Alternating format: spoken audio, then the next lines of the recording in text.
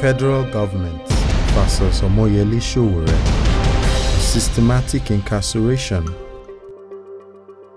Since his unlawful abduction in the midnight of August 3rd, 2019 by Nigeria's Department of State Services, DSS, it has been an unending web of confusion among the state actors. Few days after, the DSS wrote an application to the Federal High Court to keep Sowore in custody for 45 days, pending investigations. This application was granted by the court, headed by Justice Taiwo. On September 24, 2019, the Federal High Court granted Sowore bail and ordered his immediate release.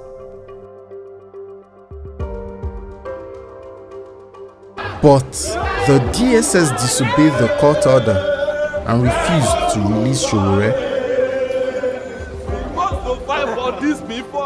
In response to this, Sowore's legal team filed a notice of contempt of court against the DSS. Few days later, Sowore was rearraigned. He pleaded not guilty on all charges and was granted bail by Justice Ijeoma Ojukwu.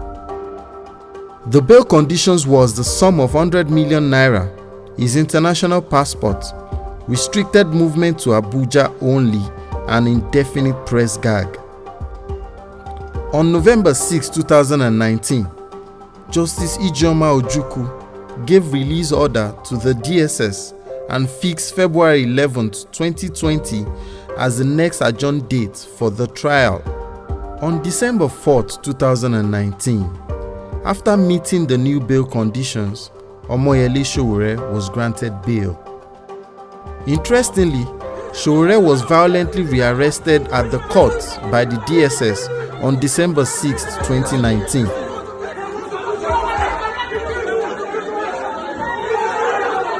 They pulled out their guns within the court, put me in a chokehold, and tried to kill me inside the court. This rearrest led to massive protests from people asking the government to obey court order.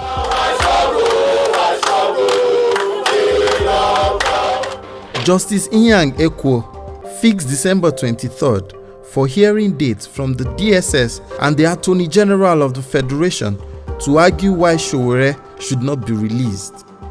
After so many back and forth, Sowore was released from DSS custody on the order of the Attorney General of the Federation on December 24, 2019. But he remains restricted to Abuja and his international passport was seized. In February 2020, the Office of the Attorney General of the Federation took over Sowore's case and amended the charges to rearrange Sowore and Olawale Bakare.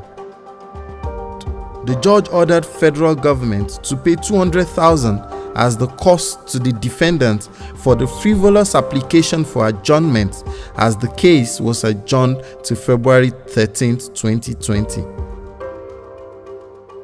On February 13, 2020, at the hearing, the court adjourned the case yet again to March 11th, 12th and 13th, 2020 for lack of video evidence by the prosecution team.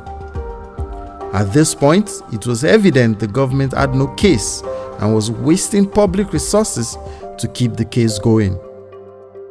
On March 11, 2020, the trend continues yet again as prosecution failed to produce witness statements to the defendant.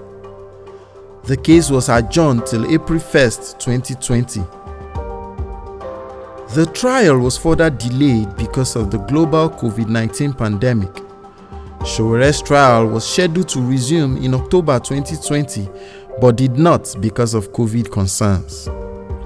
The court stated that it would be impossible to restrict social distancing measures because too many individuals had showed up to watch the proceedings. When the case resumed in December 11, 2020, the court rejected an application filed by the government to be allowed to mask all witnesses that are billed to testify against Sowore. Again, the court adjourned the case to January 25th, February 4th and 5th, 2021. On January 25th, 2021, the case was then stalled because of the death of a judge at the Abeokuta division.